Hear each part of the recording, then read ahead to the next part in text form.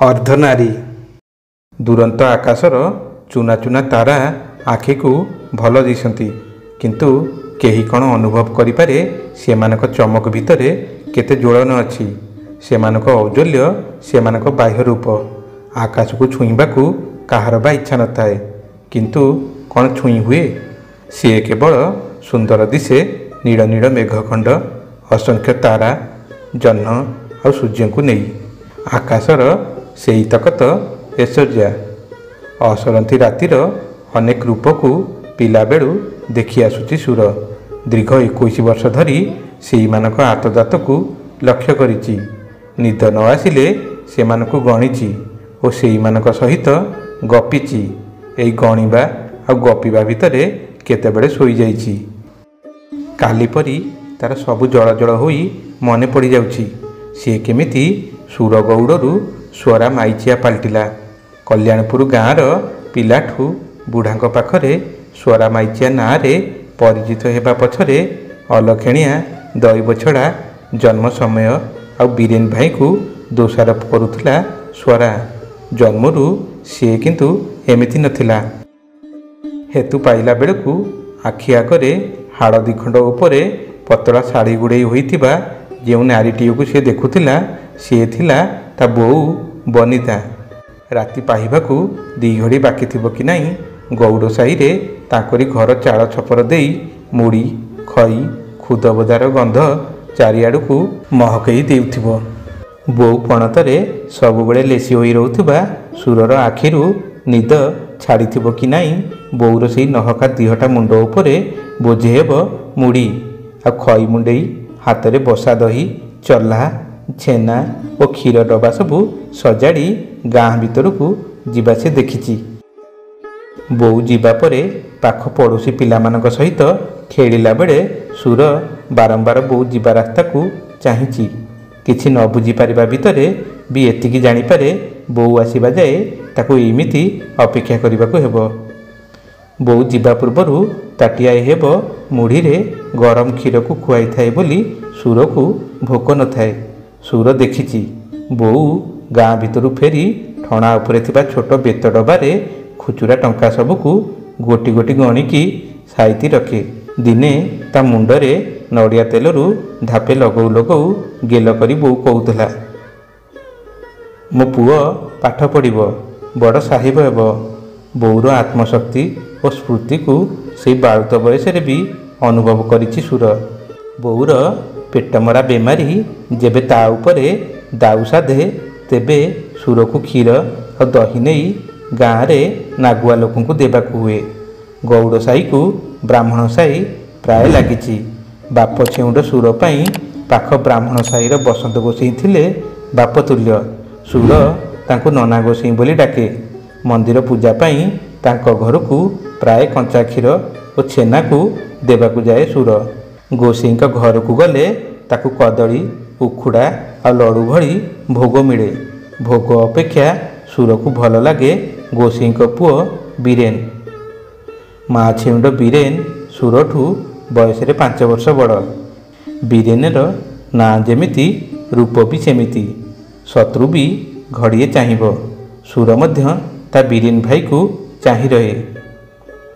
घड़िए न देखिले ताको किछि भल लागेनी। बसंत गोसाई पछे पछे सुर प्राय मंदिर को जाए। स्वप्नेश्वर फूल बेलपत्र भोग सबू सजाड़ी बसंत गोसाई हाथ को बढ़ई दिए। पूजा बढ़िबा बेलू बीरेन मध्य आसी पहुँची जाए।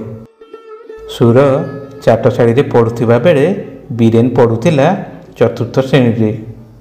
से दिन थिला जेमिति एक काल रात्रि। राति अधरे बोऊर पेट मारिला आ से बहे बांति कला। सकाळू को बोऊ सेजरे पड़ी कुंथई हेउथाए। सुर ता छोट बुद्धि रे भी पाख घर जन्ही माउसी को दौड़ी जाई डाकी देइथिला। जन्ही माउसी आगरे खनी खनी होई से दिन बोऊ कहिथिला मु आ बंचिबिनी बसंत गोसाई को कहबू। सुर तांको लागिला। तापरे बोऊ आखि बुझिबा देखी सुर भाबुथाए बोऊ पेटमरा कमिगलारू बोधे से शोईगला। किंतु जेबे साई लोक काठ बांधी ତା ବୋଉକୁ ନୂଆ ଲୁଗା ଗୁଡ଼େଇ ନେଇଗଲେ ଜହ୍ନି ମାଉସୀ ଆଖି ଛଳଛଳ କରି କହିଲା, ସୁର ତୋ ବୋଉ ମରିଗଲା ରେ, ଆଉ ତୋର କେହି ନାହିଁ। ସୁର କ'ଣ ଭାବିଲା କେଜାଣି ବହେ ସମୟ ଯାଏ ରାହା ଧରି କାନ୍ଦିଥିଲା। କାନ୍ଦି କାନ୍ଦି କେତେବେଳେ ଶୋଇପଡ଼ିଥିଲା ସେ ଜାଣିନି। ଆଖି ଖୋଲିଲା ବେଳକୁ ସାମ୍ନାରେ ଥିଲେ ନନା ଗୋସେଇଁ। ଉଇ ଲଗା ଦଦରା କବାଟର କିଣିଣୀକୁ ନାମକୁ ମାତ୍ର ତାଲା ପକେଇ ଜହ୍ନି ମାଉସୀ ଚାବି ଆଉ ସୁରର ବହିପତ୍ର ଓ ଜମାପଟା ବାକ୍ସଟିକୁ ଧରେଇ ଦେଲା ଗୋସେଇଁକୁ। ସେଇ ଦିନଠାରୁ ସୁର ନନା ଗୋସେଇଁଙ୍କ ପଛେ ପଛେ ଛାଇ ପରି ରହିଥାଏ। ସବୁଠୁ ବେଶୀ ଆକର୍ଷିତ ହୁଏ ସେ ବୀରେନ ପ୍ରତି। ତା ବୀରେନ ଭାଇର ଆଖି ମୁହଁ ତାର ସବୁଠୁ ବେଶୀ ପ୍ରିୟ। ଗଉଡ଼ ସାହିର ଝୁମ୍ପୁଡ଼ି ଛାଡ଼ି ସୁର ବ୍ରାହ୍ମଣ ସାହିରେ ନିଜକୁ ସ୍ୱାଭାବିକ କରିନେଇଥିଲା। ବୀରେନ ଭାଇ ପାଖରେ ବସି ବର୍ଣ୍ଣବୋଧ ଆଉ ଶିଶୁ ଗଣିତ ଅଭ୍ୟାସ କରେ। ନନା ଗୋସେଇଁ ସଞ୍ଜ ବେଳକୁ ଉଭୟଙ୍କୁ ଶୋକ ଶୁଣାନ୍ତି। ସୁର ତାଙ୍କରି ପାଖରେ ଧୀରେ ଧୀରେ ବଡ଼ ହୋଇଛି। ବେଳେବେଳେ ଇଚ୍ଛା ହେଲେ ସାଇଆଡ଼େ ଯାଇ ପୁରୁଣା ଘରକୁ ଟିକେ ଦେଖିଦେଇ ଆସେ। ବୋଉ ନଥିବା ସେ ଘରଟି ତାକୁ ମାରି ଗୋଡ଼ାଏ। ସୁର ଭାବେ ଝିଅ ପିଲା ନଥିଲେ ଘର କ'ଣ ସଜଡ଼ା ଦିଶେ। ଏଣିକି ସୁର ନନା ଗୋସେଇଁଙ୍କ ପାଖରେ ବସି ସଞ୍ଜବେଳେ ଭଜନ ଗାଏ। ବୀରେନ ଭାଇ ବଇଁଶୀ ବଜାଏ। ସୁର ସ୍ୱରରେ ଗାଇ ଉଠେ, ହଟିଆ ଠାକୁର ଆଉ କେତେ ନାଟ ଦେଖିବ। ଗାଇଲା ବେଳେ ସୁର ନିଜେ କାନ୍ଦି ପକାଏ। ସୁର ନିଜ ଭିତରେ କିଛି କିଛି ନୂଆ ପରିବର୍ତ୍ତନ ହେଉଥିବା ଅନୁଭବ କରୁଥାଏ। ତାକୁ ଅନୁଭବ ହେଉଥାଏ ସିଏ ଯେମିତି ଝିଅ ପାଲଟି ଯାଇଛି। ଆଇନାରେ ମୁହଁ ଦେଖିଲେ ତାକୁ ଏଣିକି ଲାଜ ମାଡ଼େ। ସେ ଝିଅ ପରି ଦିଶୁଛି ଆଉ ତା କଥାବାର୍ତ୍ତା ଝିଅଙ୍କ ପରି ବୋଲି ସାଙ୍ଗସାଥୀଙ୍କ ଟୁପୁଟାପ କଥା ବି ତା କାନରେ ପଡ଼େ। ସେଇ ବର୍ଷ ସୁର ଆଏ ପଢ଼ିବାକୁ ମନା କରିଦେଲା। ବୀରେନର ବିଏ ପରୀକ୍ଷାରେ ପାସ୍ ହେବା ଖବର ପାଇ ନନା ଗୋସାଇଁ ବହୁତ ଖୁସି ଥିଲେ। ସେଇ ସନ ଦୋଳ ମେଲଣ ଏବେ ବି ମନେ ଅଛି ସୁରର। ଗାଁ ମେଲଣ ପଡ଼ିଆର ରାଧାକୃଷ୍ଣଙ୍କ ଭୋଗ ମଣ୍ଡପ ଉପରେ ବୀରେନ କୃଷ୍ଣ ବେଶରେ ଏବଂ ସୁର ଯେବେ ରାଧା ବେଶରେ ପ୍ରଥମ ଥର ପାଇଁ ନାଚିଥିଲେ ଗାଁ ଲୋକେ ଅବାକ ହୋଇ ତାଙ୍କ ନାଚକୁ ଚାହିଁ ରହିଥିଲେ। ଲୋକେ ବୀରେନକୁ ତ ଚିହ୍ନି ଦେଇଥିଲେ, ହେଲେ ଝିଅ ରୂପୀ ସୁରକୁ ଚିହ୍ନି ନ ପାରି ପଚରାପଚରି ହେଲେ, କି ସୁନ୍ଦର ଦେବୀ ପରି ଝିଅଟିଏ, କୋଉଠୁ ଆସି ଦୋଳ ମଣ୍ଡପରେ ନାଚୁଛି ସତେ। କୁଣ୍ଢେ ମୋଟ ହୋଇଯାଉଥିଲେ ବସନ୍ତ ଗୋସେଇଁ। ବୀରେନ ଆଉ ସୁରକୁ ଏକାଠି ଧରି କହି ଉଠିଲେ, ଇଏ ତ ବୀରେନ ରୂପୀ କୃଷ୍ଣ, ଆଉ ଇଏ କିଏ କହିଲ? ଇଏ ପରା ଆମ ସୁର। ଲୋକଙ୍କ ପାଟି ଆଁ ହୋଇ ରହିଗଲା। ଇଏ ସେଇ ବନିତା ଗୌଡ଼ିଣୀ ପୁଅ ସୁରଟି? ଏ ମା, ପୁରା ଝିଅଟେ ତ, କି ଅପୂର୍ବ ରୂପକାନ୍ତି। ଝିଅଟିଏ ହେଇଥିଲେ ଚହଳ ପଡ଼ିଥାନ୍ତା ପରା। ବୀରେନ ଭାଇ ତା ଆଖିରେ ଆଖିରେ ସୁରକୁ ସୁନ୍ଦରୀ ଦିଶୁଛି ବୋଲି ଠାରରେ କହିଥିଲା।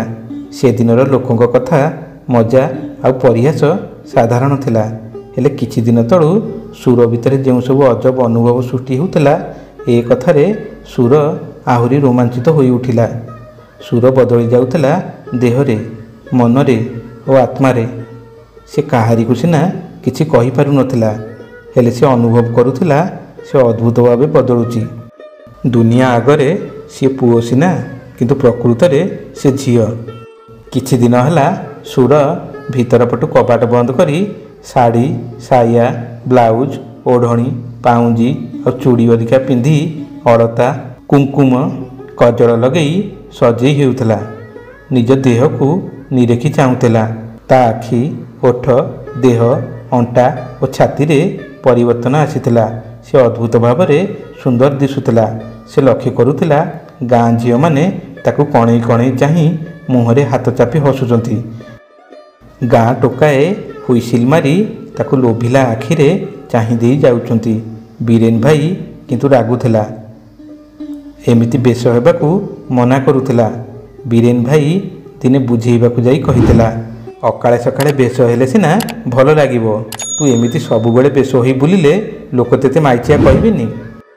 ମଜା କରିବାକୁ ଯାଇ ସୁର ବୀରେନ ପାଖରେ ଲାଗିଯାଇ ଚୁପଚାପ ପଚାରିଥିଲା, ମୁଁ କ'ଣ ତମକୁ ଏ ରୂପରେ ଭଲ ଲାଗୁନି ବୀରେନ ଭାଇ?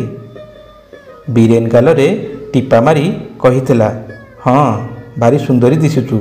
ଯଦି ତୁ ଝିଅଟିଏ ହୋଇଥାନ୍ତୁ ନା, ତେବେ ତତେ ବାହା ହୋଇ ଯାଇଥାନ୍ତି ଲୋ ସ୍ୱରା। ବୀରେନ ପାଟିରୁ ସ୍ୱରା ସମ୍ବୋଧନରେ ସେଦିନ ଉଲ୍ଲସିତ ହୋଇଥିଲା ସୁର। ଏଇ ନାଁଟି ତା ବୀରେନ ଭାଇ ଦେଇଛି। ଆଜିଠୁ ସେ ବୀରେନର ସ୍ୱରା। ସୁର ଅନୁଭବ କରୁଥିଲା ସ୍ୱରା ଡାକିଲା ବେଳେ ବୀରେନ ଭାଇ ଆଖିର ଚାହାଣୀ ସମ୍ପୂର୍ଣ୍ଣ ବଦଳି ଯାଇଥିଲା। ତା ମୁହଁ ଗାମ୍ଭୀର୍ଯ୍ୟରେ ଥରି ଯାଇଥିଲା। ବେଳକୁ ବେଳ ବୀରେନର ନିବିଡ଼ ଆକର୍ଷଣରେ ସୁର ବାନ୍ଧି ହୋଇ ଯାଇଥିଲା। ଦିନେ ପୋଖରୀ ତୁଠରେ ସୁରକୁ ହଳଦୀ ଲଗେଇ ଗାଧୋଇବା ଦେଖି ଗାଁ ମାଇପେ ମାଇଚିଆ ବୋଲି ଡାକିଦେଲେ। ସେଦିନ ସୁର ମୁହଁ ଶୁଖି ଯାଇଥିଲା।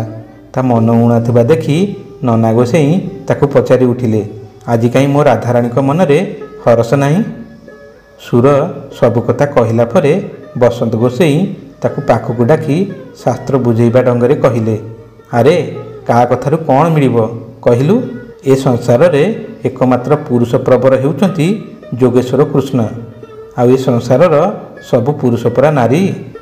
ଭାଗବତକାର ଶ୍ରୀ ଜଗନ୍ନାଥ ଦାସ ପରା ପ୍ରଭୁଙ୍କ ଅଙ୍ଗ ସେବା ଲାଗି ସଖୀ ଭାବରେ 27 ଦିନ ପୁରୁଷ ଅଙ୍ଗ ଆଉ 3 ଦିନ ନାରୀ ଅଙ୍ଗରେ ରହନ୍ତି। ତୋ ଆଖି, ନାକ, ମୁହଁ ଓ ଅଙ୍ଗକାନ୍ତି ଠିକ୍ ରାଧାରାଣୀ ପରି। ସତରେ ଝିଅଟିଏ ହେଇଥିଲେ ତୁ ଭାରି ସୁନ୍ଦରିଆ ହେଇଥାନ୍ତୁ, ବୁଝିଲୁ? ନନା ଗୋସେଇଁଙ୍କ କଥାରେ ସୁର ଚୁପ୍ ରହିଥିଲା। କ'ଣ କହିବ କହିବ ହେଇ ନିଜ ଭାବନାକୁ ଚାପି ଦେଇଥିଲା। ଅନିଚ୍ଛା ସତ୍ତ୍ୱେ ସୁର ପୁଅ ପିଲାଙ୍କ ପରି ଜାମା ପ୍ୟାଣ୍ଟ ପିନ୍ଧୁଥିଲା। ହେଲେ ଛାତି ଉପରେ ନାଲିଆ ଗାମୁଛା ଖଣ୍ଡେ ନ ପକାଇଲେ ତାକୁ ଆଦୌ ଭଲ ଲାଗୁନଥିଲା। କାର୍ତ୍ତିକ ପୂର୍ଣ୍ଣମୀ ରାତିରୁ ଉଠି ସୁର ଆଉ ବୀରେନ ମନ୍ଦିର ପାଖ ପୋଖରୀରେ ବୁଡ଼ ପକାଇଥିଲେ। ସଞ୍ଜ ବୁଡ଼କୁ ବୀରେନକୁ ଭୀଷଣ ଜ୍ୱର। ପ୍ରବଳ ତାତିରେ ଖାଲି ବିଳିବିଳେଇ ହେଉଥିଲା। ସୁର ତା ମଥାରେ ହାତ ରଖି ଚମକି ପଡ଼ିଲା। ଇଲୋ ମା, କେତେ ଜ୍ୱର! ନନା ଗୋସେଇଁ ପରା ଅଷ୍ଟପ୍ରହରୀ ପାଇଁ ପାଖ ଗାଁକୁ ଯାଇଛନ୍ତି। ସିଏ ଥାଆନ୍ତେ ଯଦି ଯାହା ଟିକେ ଔଷଧ ଆଣି ଦେଇଥାନ୍ତେ। ହଉ ତମେ ଶୋଇଥା, ମୁଁ ଗରମ କ୍ଷୀର ଦେଉଛି। ରୁମାଲରେ ଓଦା ପଟି ଟିକେ ପକାଇଦେଲେ ଜ୍ୱର ଛାଡ଼ିଯିବ ମ। ଧୀରେ ଧୀରେ ଆଖି ଖୋଲି ବୀରେନ କହିଲା, ମୋ ମୁଣ୍ଡ ଭାରି ବିନ୍ଧୁଛି, ଅଇ ଉଠୁଛି, ମୁଣ୍ଡ ଟିକେ ଚିପିଦେଲୁ। ସୁର ଘର ଆଲୁଅ ନିଭେଇ ଦେଇ ଅମୃତାଞ୍ଜନ ଟିକେ ଆଣି ବୀରେନର ମୁଣ୍ଡରେ ଲଗେଇଦେଲା। ଝରକା ସେପଟୁ ପଡ଼ୁଥିବା ଦାଣ୍ଡଘର ଆଲୁଅ ଘର ଭିତରକୁ ଫର୍ଚ୍ଚା କରିଥିଲା। ବୀରେନର ଅର୍ଦ୍ଧମୁଦ୍ରିତ ଆଖି ସୁରକୁ ଭାରି ସୁନ୍ଦର ଦିଶୁଥିଲା, ଠିକ୍ ଯେମିତି କୃଷ୍ଣ। ସୁର ଅତି ସୋହାଗରେ ବୀରେନ ମଥାରେ ବୋକ ଦେଲା। ବୀରେନ ସୁରର ହାତ ଧରି କହିଲା, ତୁ ରାଧା ପରି ଦିଶୁଛୁ ସ୍ୱରା। ସ୍ୱରା ଆଉ ବୀରେନ ପରସ୍ପରର ନିକଟରୁ ନିକଟ ହେଉଥିଲେ। ବୀରେନର ପ୍ରଖର ପ୍ରଶ୍ୱାସରେ ସ୍ୱରା ଜଳିବା ପରି ଅନୁଭବ କରୁଥିଲା। ସ୍ୱରା କହିଲା, ମୋତେ ଲାଜ ଲାଗୁଛି ବୀରେନ ଭାଇ, ତମେ କ'ଣ କରୁଛ? ସକାଳ ପାହିଲା ବେଳକୁ ସୁର ବୀରେନର ସ୍ୱରା ପାଲଟି ଯାଇଥିଲା। ମନ ଆଉ ଆତ୍ମା ତାର ଅପୂର୍ବ ପୁଲକରେ ପୁଲକିତ ହେଉଥିଲା। ଅନୁରାଗର ମହକରେ ସ୍ୱରାର ମୁହଁ ଆରକ୍ତ ଦିଶୁଥିଲା। ସ୍ୱରାକୁ ଅନୁଭବ ହେଉଥିଲା ସେ ଯେପରି ବୀରେନର ନବବିବାହିତା ସ୍ତ୍ରୀ ପାଲଟିଛି। ଜୀବନର ଗତି ସମସ୍ତଙ୍କୁ ଅଗୋଚର। ବର୍ତ୍ତମାନଟି ହିଁ ସବୁଠାରୁ ବଡ଼ ସତ୍ୟ। ମୁହୂର୍ତ୍ତକର ଆନନ୍ଦ ସମଗ୍ର ଜୀବନର ଅଖଣ୍ଡ ସ୍ମୃତି। ସୁର ଓରଫ ସ୍ୱରା ଇତିମଧ୍ୟରେ ପୁରୁଷର ଶରୀର ନେଇ ନାରୀ ପାଲଟି ଯାଇଥିଲା। ପରିବର୍ତ୍ତିତ ହୋଇଥିଲା ତାର ପୂର୍ବ ରୂପରଙ୍ଗ। ପୂର୍ବ ଅପେକ୍ଷା ସେ ଦିଶୁଥିଲା ଆହୁରି ସୁନ୍ଦରୀ। ବୀରେନର ତା ରୂପ ପ୍ରତି ଆକର୍ଷଣ ଥାଉ ବା ନଥାଉ, ସିଏ କିନ୍ତୁ ତାକୁ ଛାଡ଼ି ମୁହୂର୍ତ୍ତେ ବଞ୍ଚିପାରିବନି ବୋଲି ଅନୁଭବ କରୁଥିଲା। ଗାଁ ଲୋକଙ୍କ ଟାହି ଟପରା ଓ ମାଇଚିଆ ସମ୍ବୋଧନକୁ ଭ୍ରୂକ୍ଷେପ ନ କରି ସୁର ସ୍ୱରାରେ ରୂପାନ୍ତରିତ ହୋଇଯାଇଥିଲା। ଏଥର ସେ ପୁରୁଷ ପୋଷାକ ନ ପିନ୍ଧି ପ୍ରାୟ ଶାଢ଼ୀରେ ନିଜକୁ ସଜଉଥିଲା। ବସନ୍ତ ଗୋସେଇଁଙ୍କ ବାଡ଼ି, ବଗିଚା, ଠାକୁର ଘରର ଦାୟିତ୍ୱ ତାରି ମୁଣ୍ଡ ଉପରେ। ଘର ଅଗଣା, ମଇଳା ଲୁଗା ସଫା କରିବା, ନନା ଗୋସେଇଁ ଓ ବୀରେନ ଖାଇବା ପିଇବା କଥା ବୁଝିବା, ସବୁ ଦାୟିତ୍ୱ ତାରି ଉପରେ। ଏଥିନେଇ କେହି ତାକୁ ନିୟୋଜିତ କରିନି, ଦାୟିତ୍ୱ ଦେଇନି। ନିଜ ଘରକୁ ସଜାଡ଼ି ରଖିବାକୁ, ନିଜ ପ୍ରିୟ ପରିଜନଙ୍କ ଯତ୍ନ ନେବାକୁ କେହି କ'ଣ କହେ? याकू तो स्वतःप्रभुत होई आपे करने हुए। बसंत गोसाई खूँ खूँ काशिले स्वरा दौड़ी जाई अदा गोलमरीच पकई कड़ा चा टिके कर देउथला। गोसाई को गोड़ घसी मोड़ी देउथला। खुशी होई कहूतिले, पूर्व जन्म रे तू मोरी झील थिलु, कौन टिके सेवा तोर बाकी थिला, ए जन्म रे सेइथिपई मो पाखकु आसीचु। स्वरा लाजेकी मुह नुआई हसीथिला। तार कहबाकू इच्छा हेउथिला, गोसाई ए जन्म रे मो पुरा तम बोहू। ताकू लाज माडिला। किछि हेले कहि न पारि आहुरी मन देई गोसाई को मोड़ीदेला। सबु राति रे बीरेन काम सारी आसवाक डेरी हुए। तार आसवा बाटकू सुर जेमिति चाहि रहूला। बीरेन आसवा शब्द शुणा मात्रे सुर बाचाड़ हो उठुला। सकाळु संज जाए बीरेन ही तार एकमात्र आराध्य। बेसी डेरी कले घर दुआर मुहरे सेमिति अंधार आड़क बाटकू चाहि रहूला। से बीरेन ताकू बहुबार मना करिछि अपेक्षा करने। स्वरार मन मानेनी। स्वरा अपेक्षा करी रहे गभीर रात्रि रे बीरेनर आत्मीयतार परिपूर्ण से आखि दुईटा को देखिकी। ता आखि दुई ताकू नीरवरे केते कथा कहे, केते तीव्र थाए स्वरा पई से आखि दुईर आमंत्रण। सबुदिन परी से दिन बीरेन डेरी रे फेरीथिला। स्वरा आड़क न चाही नना गोसाई पाखक जाई कहला, नना मु काली आड़कू राउरकेला जीवी। सेठी गोटे नुआ करी प्लांट प्रोजेक्ट चलिबो।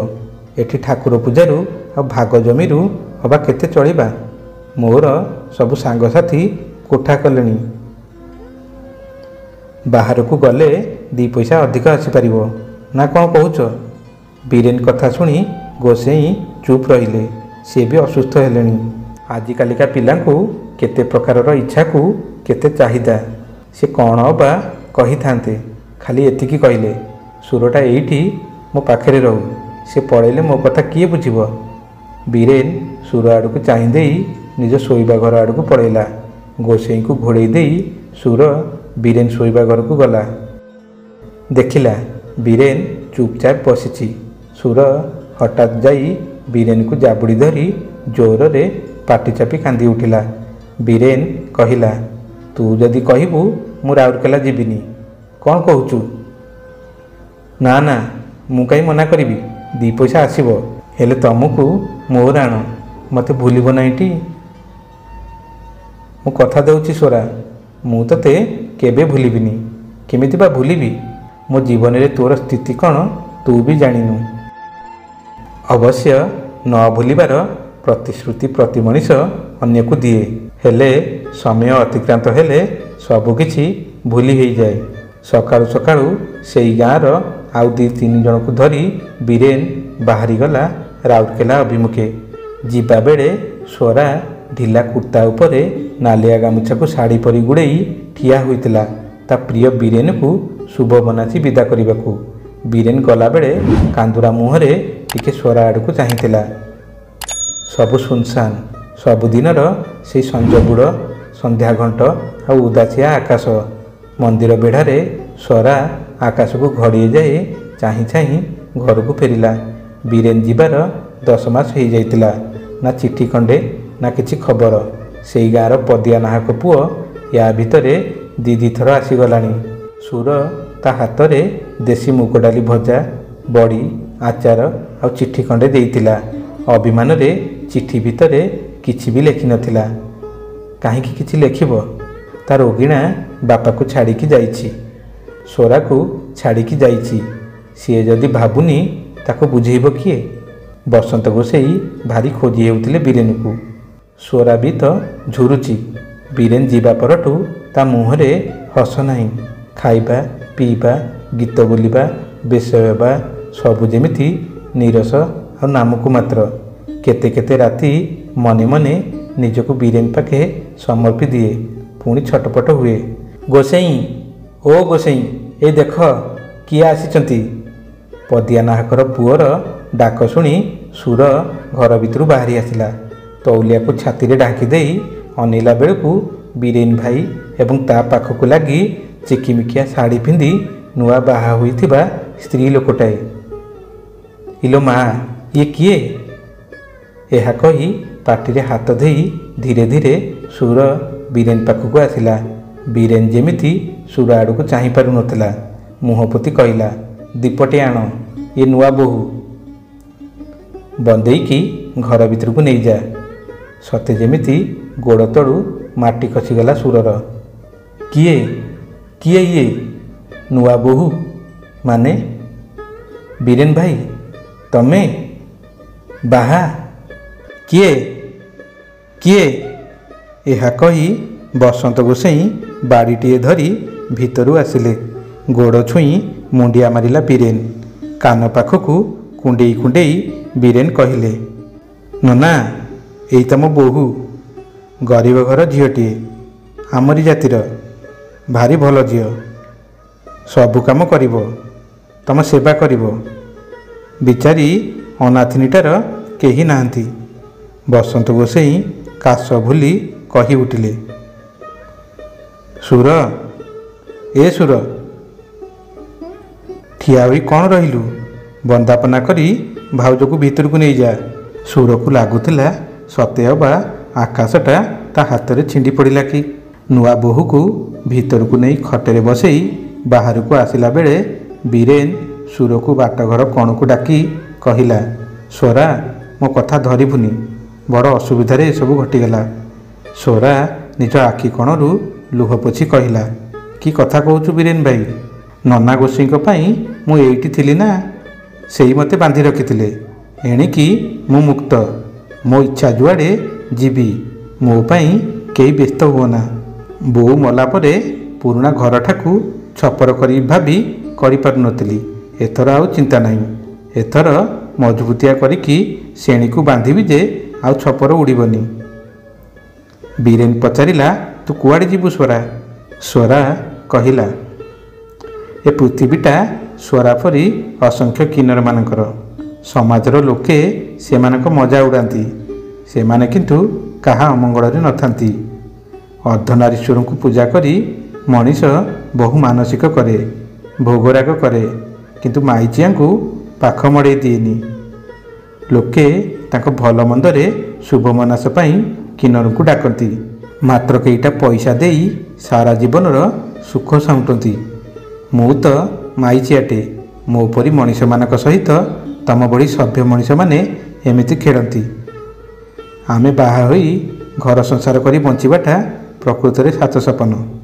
ହେଇ ଦେଖ, ତମ ବାହାଘରରେ ମୁଁ କେମିତି ତାଳି ମାରୁଛି। ଏହା କହି ସେ 2-4 ତାଳି କଷିଦେଲା। ଛାତି ଉପରରେ ପଡ଼ିଥିବା ତଉଲିଆକୁ ଆଣି ଆଖି କୋଣରୁ ପୋଛି ଜୋରରେ ହସୁଥିଲା ସ୍ୱରା। ଅଦୂରରେ ମୁଣ୍ଡରେ ହାତ ଦେଇ ବସିଥିଲେ ନିରୁପାୟ ନନା ଗୋସାଇଁ। ହୁଏତ ସେ କିଛି କହିପାରୁନଥିଲେ ବି ସେ ଗୁମୁରି ଗୁମୁରି କାନ୍ଦୁଥିଲେ। ହେଇପାରେ ସେ କିଛି ଭାବୁନଥିବେ। ସ୍ୱରା ବଡ଼ ପାଟିରେ କହି ଉଠିଥିଲା, ତମେ ସବୁ ଭଲରେ ରୁହ, ହସ ଖୁସିରେ ତୁମ ସଂସାର ପୋରି ଉଠୁ।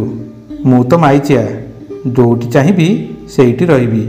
ନାଚି ନାଚି ଅନ୍ଧାର ଭିତରେ ମିଶି ଯାଉଥିଲା ସୁର ଓରଫ ସ୍ୱରା। ପଛରେ କିଏ ଆସୁଛି କିଏ ନ ଆସୁଛି ଦେଖିବାକୁ ତାର ଆଉ ସାହସ ନଥିଲା। ସେଦିନ ଅନ୍ଧାରରେ ସୁର ବାହାରି ଆସିଥିଲା ତାର ସେଇ ଝାଟିମାଟିର ଘରକୁ। ତା ବୋଉର ହାତ ବୁଣା ଦୌଡ଼ିଆ ଖଟ ଉପରେ ବସି ସୁର ନିଜ ଜନ୍ମଗୋଷ୍ଠୀ ଭିତରେ କିନ୍ନର ପାଲଟିବାର ମୁହୂର୍ତ୍ତକୁ ଦାୟୀ କରିଥିଲା ଏବଂ ଛାତି ବାଡ଼େଇ ଖୁବ୍ ଜୋରରେ ବାହୁନିଥିଲା, ଠିକ୍ ଯେମିତି ଦିନେ ରାହା ଧରି କାନ୍ଦିଥିଲା ତା ବୋଉ ମଲାବେଳେ। বন্ধুগণ, আশা করছু আপনার এই কাহিনীটি নিশ্চয় পছন্দ আসিথিব। কাহিনীটি পছন্দ আসিলে আমার এই চ্যানেলকে লাইক এবং শেয়ার করে দিয়ন্তু। হ্যাঁ, যদি আমার এই চ্যানেলকে নূয়া করি আসিথিবি, চ্যানেলটিকে সাবস্ক্রাইব করিবা সঙ্গে সঙ্গে বেল আইকনକୁ দবাই অল বটনটিକୁ চিপি দিয়ন্তু। যেতেবেলে বি এইভଳି ভিডিও আমার চ্যানেলে আসিব, সর্বপ্রথমে আপনার পাখକୁ নোটিফিকেশন দিব। পুଣି দেখা ହେବ আগামী ভিডিওরে ଆଉ ଏକ ନୂଆ କାହାଣୀକୁ ନେଇ। ସେତେବେଳେ ପର୍ଯ୍ୟନ୍ତ ରହୁଛୁ। ଜୟ ଜଗନ୍ନାଥ।